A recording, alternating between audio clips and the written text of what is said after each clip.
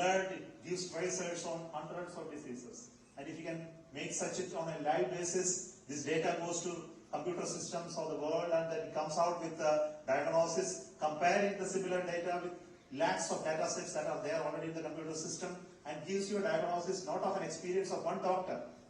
It contains the experience of hundreds and thousands of doctors and patients, and your diagnosis are far likely to be true than the diagnosis of one expert doctor.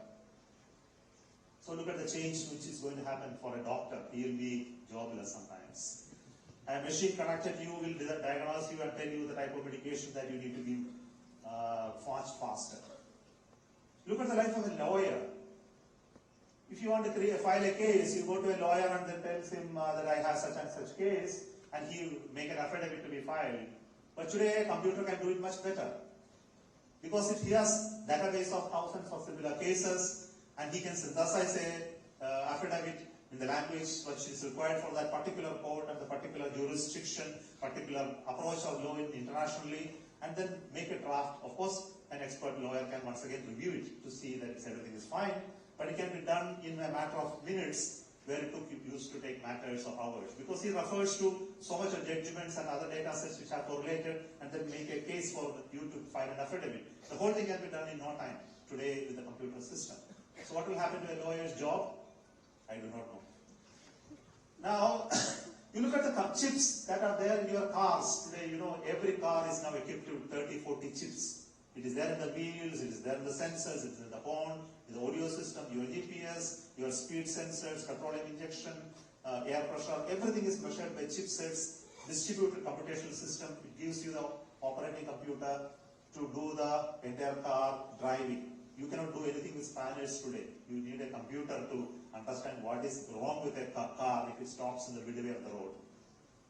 The spanner technology is gone. Now computer is driving the car. After some time, driverless cars are going to be there. It's already there, but slowly it is going to be there amongst you, like your automotives. Look at space. The space age is slowly catching up. Earlier you used to go to moon. 1960s, when America sent, afterwards nobody sent people to moon, but there is a moon race happening now. America said that we are going to build a space station around moon. You are going to have continuous access to moon, human access, and the program, Artemis program, is already on. The missions are still going to happen. From there, people are going to travel to Mars, and Elon Musk says, I will transport lakhs of people to Mars, build colonies, so that human beings can go and settle in Mars and create large colonies forever, and convert Mars to a habitable planet with hundreds of years of work, which is already there, called terraforming. If you do that, oxygen will be generated, water will come, life will again start on Mars. All these are not fiction. I am not talking fiction. I am talking about realities, well-researched findings in books, in literature. It's all there. I am not taking nothing new. I am speaking about what is there in front of you. Now, once all this happens, there is something else happens in the social sector. The whole world is now getting connected. It's no longer done by one nation. The whole of this activity happens as a global activity.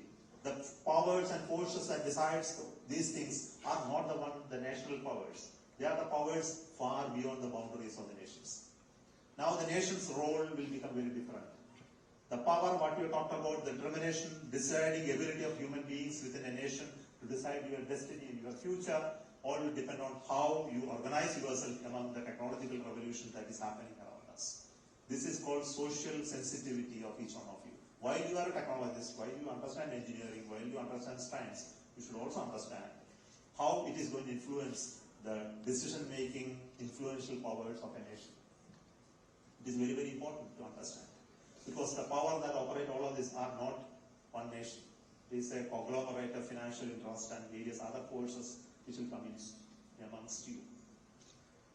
Why I am telling all of this to young people is to find interest in science, technology and engineering, while we understand all other domains.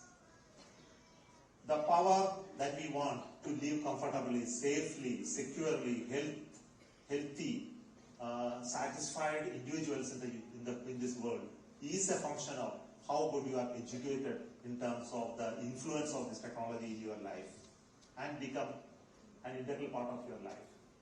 It's also important to create jobs, business, and similar other activities in this area. Unless you create that interest, you cannot become an entrepreneur. You cannot create value out of what these businesses are. Why don't you be a part of the whole chain of this whole ecosystem that is going to develop in the world, especially in states like Assam? I believe that universities like Pragjyotishpur University will prepare you to do such things. I understand there is a very important coursework that is starting in science, engineering, science, possibly science area, technology area here, and I would like you to take interest in it while you are interested in other subjects. In fact, I know I am an engineer, but I have a great passion for history. I like many other topics of this nature because you need to understand the connect between many things. It's also important to understand to be fascinated by science. See, other professor, you mentioned about the James Webb Telescope. I was very keen to look at it. You know what is James Webb Telescope? I think you would have read about it, right? Some of you would have read about it. It actually looks deeper into the universe. Can you see past? Can you see yesterday? Can you see? How? Because light travels like we see through light. You see through light. Okay, you understand a little bit. So light has a fantastic property that it actually comes to your, yesterday's light comes to your eyes, that you are able to see yesterday. Then you must be at least 1 day away.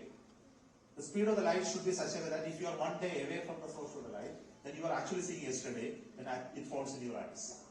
It's the same story like seeing in the past. Billions of years past, what happened can actually be seen by you. Really, you can see because the photons from that time is still traveling through the space, unobstructed. And if you can collect that photons, you can actually see the past. Past is also present. That is anyway another philosophy. Nothing is past, present, future, etc. don't exist. There is only one thing that exists, that is now. There is another story. But then it is true scientifically also. You are actually seeing past. We want to see closer and closer to the Big Bang point and then find out what actually happened at that point in time. This is precisely the one Webb telescope is doing by collecting very feeble signatures of the photons that emitted at that point, which is still traveling. And if you are able to build more powerful machines to collect light, which is already redshifted to other frequencies, not to the visible spectrum, you will be able to see that. And beautifully it has brought out the original universe that is getting created at that point. Still not the black hole. It's such a fascinating story, you know, seeing history 13, 14 billion years back. I don't know how you, a human being, can even visualize